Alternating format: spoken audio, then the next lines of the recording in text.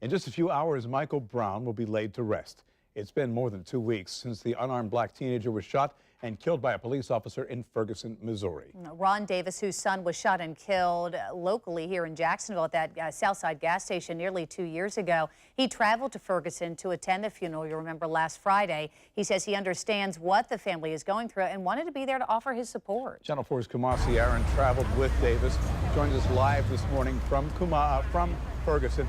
Kumasi, Ron Davis is asking, Michael Brown's father is asking for one thing. What is that? Yes, he says that he doesn't want the legacy of his son to be anything but peace. And so yesterday he stood before a crowd at a peace rally and asked for peace on the day that he's going to lay his son to rest. I spoke with Ron Davis, and he's going to be here at the funeral. He said he wanted to come here to make sure that he was here to support the family. He told me it's something that Tracy Martin, the father of Trayvon Martin, did for him after his son died. Tracy Martin is going to be here at the funeral as well. When I talked to them together, they said their friendship is kind of like a fraternity that no one really wants to join, but they are grateful that they have each other. With the ease with which they laugh and talk, these three look like any other group of friends, but theirs is a connection very few share. Cephas Johnson's nephew, Oscar Grant, was shot and killed by a police officer in Oakland in 2009. He was the first to reach out to Tracy Martin when his son Trayvon was shot and killed by a neighborhood watchman in Florida in 2012. And months later, when Ron Davis's son Jordan was shot and killed after an argument over loud music in Jacksonville, it was Tracy Martin who reached out to comfort him. I'll never forget that text that Tracy sent me for the rest of my entire life. That was a text that turned three strangers into brothers. What was the text that you sent Ron, and why? The reason why I sent him the text was just to let him know that he wasn't alone. I know that he had people in his corner.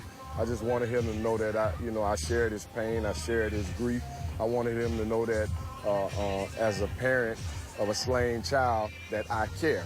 It's a loss only few understand, and one Davis says he never imagined he would have to. He remembers watching reports about Trayvon Martin's death with his son. Jordan sat down and said, "Dad, he reminds me of me." You know, he's 17. And I'm going to tell you what Jordan actually said. He said, "And he's handsome like me."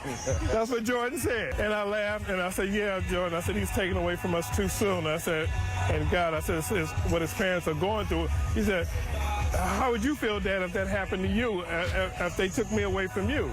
The three are now part of the Circle of Fathers, an organization Martin founded to help fathers, especially those going through a loss like his. The latest member, they say, Michael Brown Sr. Cephas Johnson says talking with Brown reminded him of when he visited Martin shortly after his son's death. You know, and I saw that look in Tracy's eyes, right? The same look I'm seeing in Mike's eyes. I mean, Michael reminded me so much of Tracy.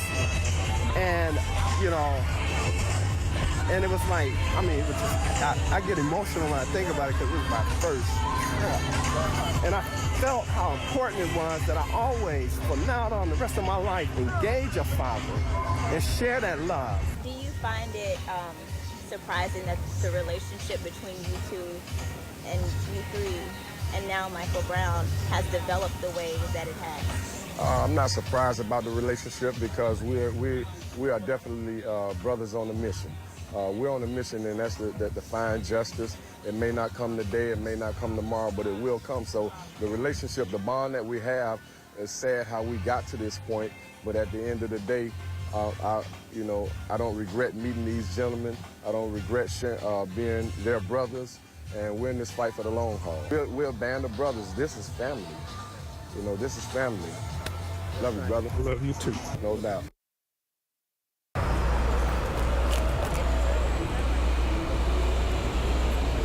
And the funeral starts here in about 3 hours. All three of them expected to be here to support Michael Brown and his family. You can see that police have already kind of put up some barricades. Media, of course, here. Some people already arriving. This church holds thousands of people, and that's because they expect so many people to attend because Michael Brown's funeral is open to the public. Reporting live in St. Louis, Kumasi Aaron, Channel 4, the local station. Now, Kumasi, I know you were there when Michael Brown's dad talked to the media. He said he wanted peace today and no protests at his son's funeral. Do the people of Ferguson and those who are there for the funeral seem to be abiding by that wish?